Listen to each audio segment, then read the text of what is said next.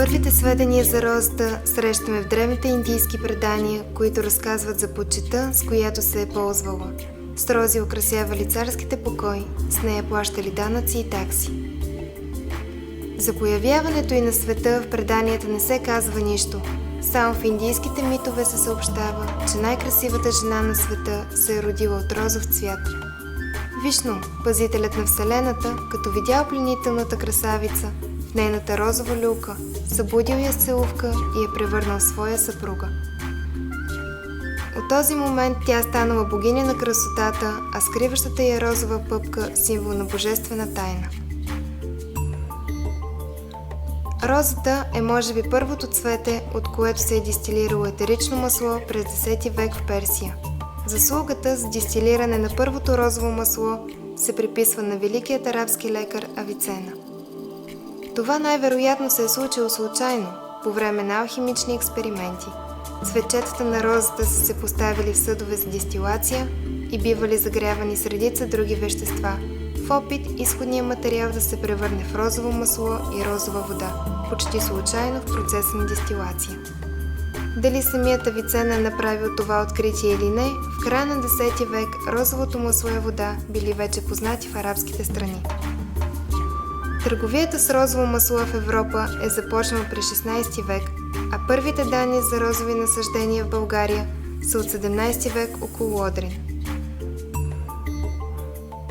В пределите на днешна България първите документални сведения са от 1712 година. Със сигурност се знае, че в средата на 19 век се е формирала така наречената Розова долина в района между Казанлък, Карлово и Стрелча. Розата традиционно е наричана кралица на цветята и в ароматерапията розовото масло е едно от най-търсените измежду всички етерични масла.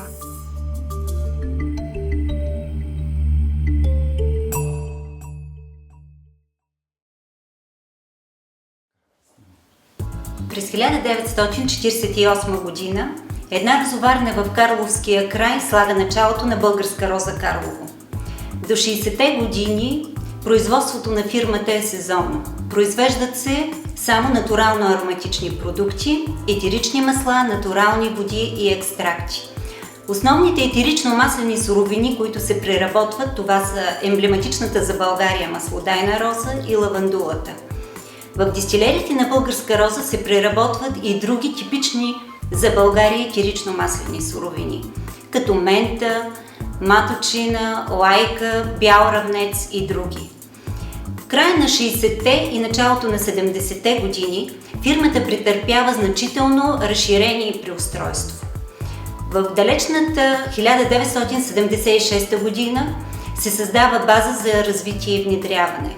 Специалистите в иновационното звено решават текущи проблеми в производството, а също така създават нови технологии и нови продукти. През 1981 година е поставено началото на производство на козметични продукти с серия фитошампуани.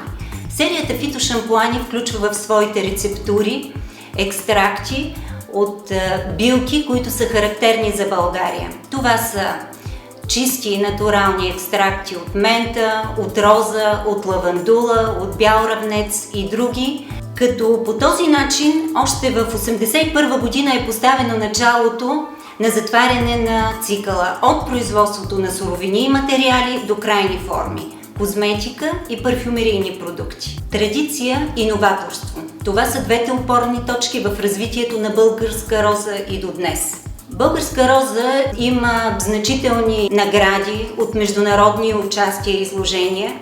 Гаранция за високото качество на етеричните масла, произвеждани в Българска роза, това е ежедневният контрол, който се извършва в лабораторията на Българска роза от високо квалифицираните нейни специалисти. През 1981 година Българска роза получава най-високото отличие – златен медал на Международния панаир в Пловдив. През 1994 година фирмата ни получава регистрация в Патентно ведомство на Република България, защитено наименование за произход българско розово масло.